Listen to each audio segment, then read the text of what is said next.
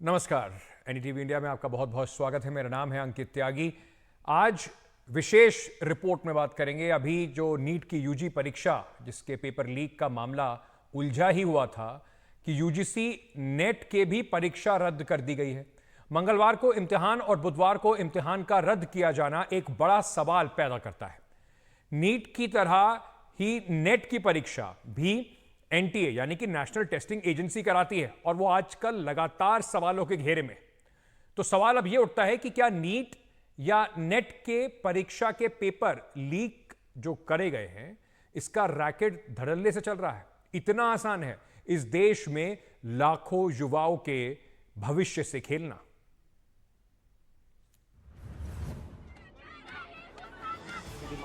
हमारी यही डिमांड है कि एक ऐसी एजेंसी जो कंपेटेबल ही नहीं है, जो जिसका क्वालिफाइड ही नहीं है। एनटीए जो एग्ज़ाम करा रही है बिल्कुल एक नॉन ट्रस्टेबल एजेंसी बन के रह गई है। इसको जितना जल्दी हो सके स्क्रैप करना चाहिए। कल यूजीसी नेट की एग्ज़ाम कैंसिल हुई बोल के एनटीए ने घोषित किया। इससे ये तो पता चल गया कि एनटीए नेशनल टेस्टिंग एजेंसी नहीं है बल्कि नॉन ट्रस्टेबल एजेंसी है। नीट है, क्लीन नहीं।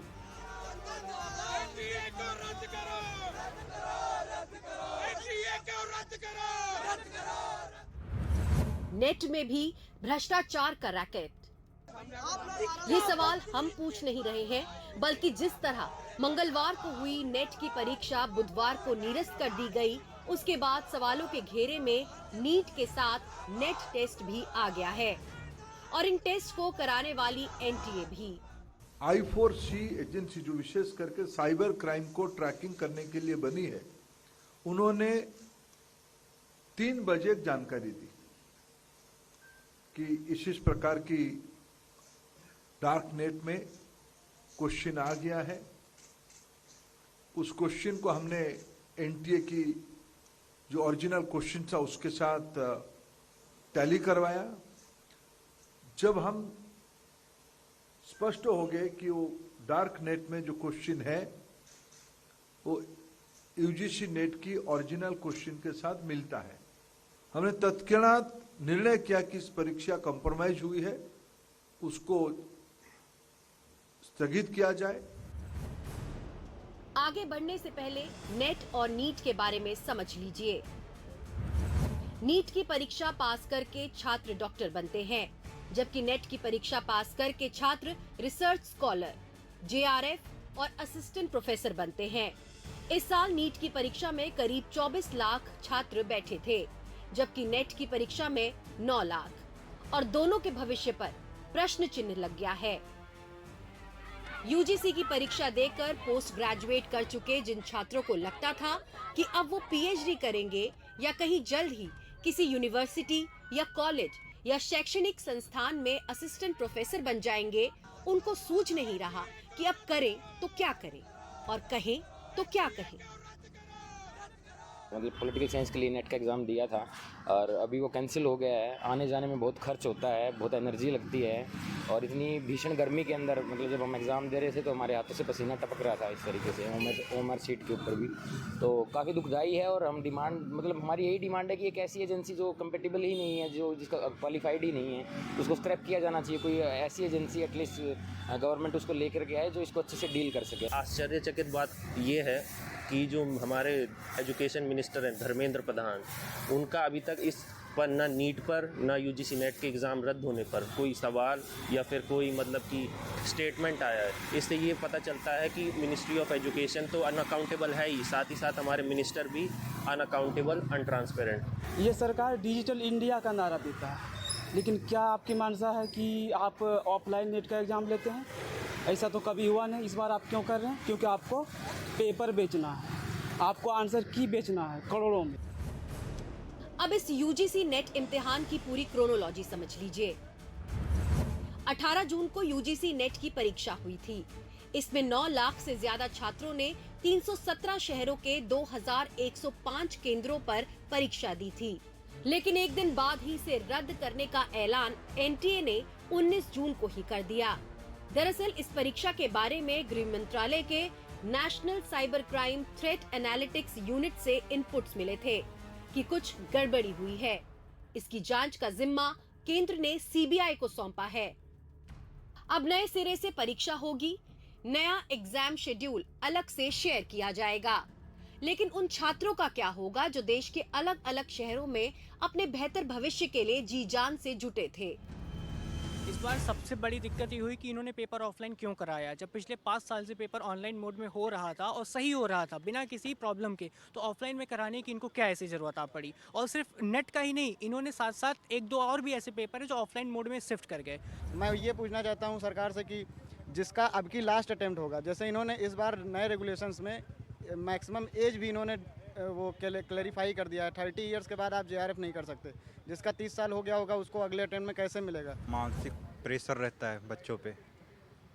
एक उम्र होती है कि आज नौकरी मिल जाएगी, कब मिल जाएगी। कोई भी भर्ती ले लीजिए, पूरी तरीके से करवा पा रहे हैं? किसी भर्ती में पारदर्शिता है? बच्चों पे तो सारी पारदर्शिता सेंटर पे दिखाई जाती है। बच्चों के मेंटल प्रेशर के साथ साथ फाइनेंशियल प्रेशर सबसे ज़्यादा है। आज नौकरियां मिलना बहुत मुश्किल हो गई हैं, क्योंकि ज़्यादातर नौकरियों की जो भर्तियां निकलती हैं वो कैंसिल हो रहा है, पेपर लीक हो रहा है। आप कहीं भी देख लीजिए, किसी भी स्टेट का देख लीजिए, बच्चे जो एस्पिरेंट है छोटी उम्र में है, अभी बच्चों ने घूमा मतलब टॉपर हो गए, अचानक से वो कहीं ना कहीं उन पर मेंटल प्रेशर, साइकोलॉजिकल असर तो पड़ेगा ही ना। लेकिन इतने गंभीर परीक्षा में भी अगर गड़बड़ झाला का शक होने लगे तो NTA का क्या होना चाहिए? मैं आपको विश्वास दिलाना चाहता हूं, पुख्ता जानकारी आने पर दोषियों को कड़ी से कड़ी उनके ऊपर कार्रवाई की जाएगी। NTA हो या NTA में कोई भी बड़ा व्यक्ति हो, जो इसमें दोषी पाया जाएगा इसके खिलाफ सख्त कार्रवाई की जाएगी। अगर NTA की साफ सफाई की दुहाई जितनी भी दी जाए, लेकिन कुछ सवाल तो बनते हैं। NTA ने सब कुछ बेहद पारदर्शी, ईमानदार और चुस्त व्यवस्था रखी थी, तो फिर धांधली के शक का धुआं उठा कहां से? ये परीक्षा ऑफलाइन क्यों ली गई? फिर वहां कोई कार्बन कॉपी की व्यवस्था क्यों नहीं थी? UGC में 83 सब्जेक्ट हैं, तो क्या सारे के सारे पेपर लीक हुए? अगर रीजनिंग के कॉमन सब्जेक्ट का ही पेपर लीक हुआ, तो फिर पूरी परीक्षा क्यों रद्द हुई? अब फिर से इम्तिहान होंगे, तो इसका खर्चा कौन देगा? और अब छात्र जिस मानसिक दबाव में रहेंगे, उसका जवाब कौन देगा? छोटे छोटे शहरों से बड़े बड़े सपने अपनी आंखों में लेकर UGC नेट का इम्तिहान देने वाले छात्र यही सवाल पूछ रहे हैं। Bureau report, NDTV India. दूसरी तरफ नीट परीक्षा के पेपर लीक की परतें अब खुलने लगी हैं। बिहार में गुजरात और राजस्थान तक कैसे इसमें गड़बड़ी हुई, उसकी कड़ियों को NDTV ने जोड़ा है। हम आपको यह भी बताने जा रहे हैं कि कैसे बिहार में पेपर लीक के कई सबूत अब सामने आए हैं।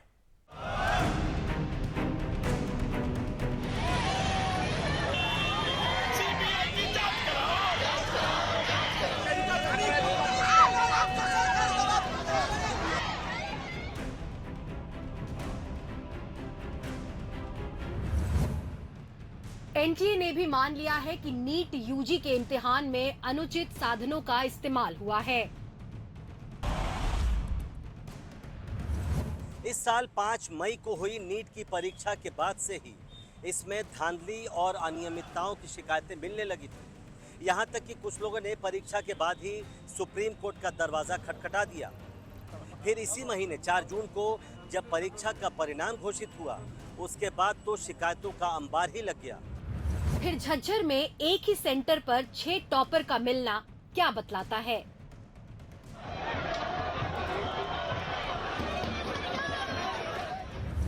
बिहार में मास्टरमाइंड अमित आनंद ने कबूल किया है कि पर्चा लीक हुआ और 30 से 32 लाख रुपए में एक उम्मीदवार को बेचा गया। भले ही EOW नीट परीक्षा में प्रश्न पत्र लीक मामले की जांच करीब 45 दिनों से अधिक से कर रही है, लेकिन उसकी हालत 9 दिन चले ढाईकोस के समान है, क्योंकि इसका कहना है कि जो NTA से उसने जानकारियां मांगी थी, वो जानकारियां देने में NTA ने कभी कोई रुचि नहीं दिखाई। गुजरात के गोधरा में तो गुजरात पुलिस ने चौंकाने वाला खुलासा किया है। परीक्षा केंद्रों पर आंसर शीट भरवाने में शिक्षकों ने पैसा लिया। 5 की गिरफ्तारी भी हुई। गुजरात के अंदर नीट की एग्जाम 5 मई को हुई थी। 5 मई को 86,424 स्टूडेंट ने एग्ज़ाम दिया था। पेपर लीक के मामले में 2 लोग बड़ौदा से गिरफ्तार हुआ है और 3 लोग गोधरा से हुए हैं और कुल मिला के 5 लोग गिरफ्तार हुए हैं। राजस्थान के सवाई माधोपुर के एक सेंटर पर हिंदी माध्यम के उम्मीदवारों को अंग्रेजी और अंग्रेजी वालों को हिंदी में पेपर बांट दिया। बाद में पता चला कि धांधली का कनेक्शन राजस्थान से भी जुड़ा है। नीट परीक्षा मामले में गड़बड़ियों की जांच कर रही बिहार पुलिस को अब राजस्थान से महत्वपूर्ण सुराग मिले हैं। राजस्थान के ही रहने वाले हुक्माराम की तलाश अब बिहार पुलिस कर रही है। एम्स जोधपुर के छात्र हुक्माराम पर यह आरोप है कि उसने मुजफ्फरपुर में किसी और कैंडिडेट के बदले डमी कैंडिडेट बनकर परीक्षा दी थी। इससे पहले भरतपुर में भी डमी कैंडिडेट और उसके साथ साथ 5 सहयोगियों को राजस्थान पुलिस ने गिरफ्तार किया था, क्योंकि राजस्थान उन राज्यों में शुमार है जहां से नीट परीक्षार्थी सबसे अधिक संख्या में आते हैं। राजस्थान में 1,78,000 विद्यार्थियों ने नीट परीक्षा के लिए पंजीकरण किया था और इसमें 1,20,000 से अधिक अभ्यर्थियों का सिलेक्शन हुआ था नीट परीक्षा के बाद। जाहिर है ये संख्या बहुत बड़ी है। सिर्फ इतना ही नहीं, जिन 67 छात्रों को 720 में से 720 अंक मिले थे उसमें राजस्थान से 11 छात्र शामिल थे। और इन सारे सवालों के बीच सारे मामलों को सुप्रीम कोर्ट स्वयं देखेगा। नीट यूजी को लेकर सुप्रीम कोर्ट में याचिका भी बढ़ती जा रही हैं और सुप्रीम कोर्ट का दखल भी बढ़ता जा रहा है, लेकिन इसकी शुरुआत नीट का जो रिजल्ट है उसके आने से पहले ही हो गई थी। 17 मई को पहली याचिका पर सुनवाई हुई थी, लेकिन सीजीआई डीवाई चंद्रचूड़ की बेंच ने नीट के रिजल्ट पर रोक लगाने से इनकार कर दिया था। केंद्र और एनटीए को नोटिस जारी किया था और 8 जुलाई को इसकी सुनवाई तय की थी, लेकिन रिजल्ट आने के बाद और उससे पहले भी और याचिकाएं दाखिल हुई। 11 जून को सुप्रीम कोर्ट ने नई याचिका पर नोटिस जारी किया, लेकिन काउंसलिंग पर रोक लगाने से इनकार कर दिया। सुप्रीम कोर्ट ने अपनी टिप्पणी में ये भी कहा कि चूंकि परीक्षा की पवित्रता जो है वो प्रभावित हुई है, इसलिए एनटीए को कुछ सवालों के जवाब देने होंगे। अब हम आपको पटना ले चलते हैं, जहां पेपर लीक के सबूतों पर महाभारत छिड़ी है। पटना पुलिस की एफआईआर में दर्ज और गिरफ्तार 4 अभ्यर्थियों की मार्कशीट को आप देखिए। पहला नाम गिरफ्तार अभ्यर्थी आयुष राज का है, जिसका सेंटर डीएवी बोर्ड कॉलोनी में था। आयुष को कुल 300 अंक आए, जिनमें बायोलॉजी में 87.8 परसेंटाइल मिला, लेकिन फिजिक्स में मात्र 15.52 और केमिस्ट्री में 15.36 परसेंटाइल आया। यानी आयुष को या तो बायोलॉजी का ही पेपर मिला या बाकी 2 विषयों का रट्टा वो नहीं लगा पाया। दूसरा गिरफ्तार अभ्यर्थी अभिषेक का पटना के केडी कॉन्वेंट स्कूल में सेंटर था, जहां उसको केमिस्ट्री में 95.99, फिजिक्स में 96.4 और बायोलॉजी में 95.56 परसेंटाइल नंबर आए। वहीं गया के रहने वाले शिवनंदन कुमार का परीक्षा केंद्र पाटलिपुत्र स्थित इंटरनेशनल कॉलेज था और उसको 483 नंबर आए। शिवनंदन को बायोलॉजी में 90.27, फिजिक्स में 89.75 परसेंटाइल और केमिस्ट्री में 86.02 परसेंटाइल आया। जबकि कई कड़ियों को जोड़ने वाला अहम नाम अनुराग यादव का है, जो सॉल्वर गैंग के किंग पिन सिकंदर यादवेंदु के साले का बेटा है। इसको 185 नंबर आए, जिनमें फिजिक्स में 85.52 परसेंटाइल और बायोलॉजी में 51.04 परसेंटाइल अंक आया, जबकि केमिस्ट्री में 5.04 परसेंटाइल आया। यानी इसने केमिस्ट्री के पेपर का रट्टा नहीं मारा होगा। इस पेपर लीक मामले में गिरफ्तार 4 आरोपियों ने अपना जुर्म कबूल लिया है। उनका नाम अनुराग यादव, नीतीश कुमार, अमित आनंद और सिकंदर यादवेंदु है। कबूलनामे के मुताबिक अमित आनंद और नीतीश पर प्रश्न पत्र लीक कराए, जबकि सिकंदर ने छात्रों का इंतजाम किया। अनुराग यादव ने कबूल किया कि 5 मई को इम्तिहान हुआ और 4 मई को ही उसको पर्चा मिल गया था। ये डिटेल है उनका। नीट प्रश्न पत्र लीक मामले में अब तक 13 लोग गिरफ्तार किए गए हैं। अब इसमें राजनीति की भी एंट्री हो गई है। बीजेपी नेता और बिहार के उप मुख्यमंत्री विजय सिन्हा का आरोप है कि आरजेडी नेता तेजस्वी यादव के पीएस प्रीतम ने आरोपी सिकंदर के लिए कमरा बुक कराया। प्रीतम कुमार यहीं पर पीएस थे जब ये मंत्री विभाग के थे तेजस्वी यादव जी और इसीलिए वो मंत्री शब्द का वहाँ उपयोग करवा लिए। दोनों का पत्र है, दोनों ने लिख के दिया है कि ये पहला दिन हमने इग्नोर किया, दूसरा दिन फिर फोन 2-3 बार किए तो हमने उसको बोल दिया बुक करने के लिए। लेकिन मजे की बात है कि आवंटन लेटर नहीं निकला और लोग वहां पर रुक रहे थे। इसके जवाब में आरजेडी ने ट्वीट किया कि नीट परीक्षा में बीजेपी और जेडीयू कनेक्शन उजागर। बीजेपी शासित तीनों प्रदेशों बिहार, गुजरात और हरियाणा में ही नीट का पेपर लीक हुआ।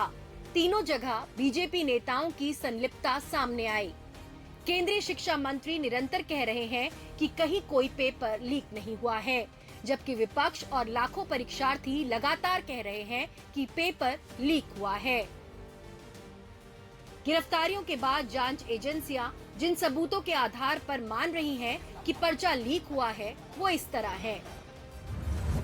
गिरफ्तार उम्मीदवारों और परीक्षा माफिया का कबूलनामा, माफिया से बरामद मोबाइल फोन, वो ठिकाने जहां छात्रों को पेपर रटवाए गए, वहीं से जला हुआ प्रश्न पत्र का मिलना, OMR शीट का मिलना, पोस्ट डेटेड चेक,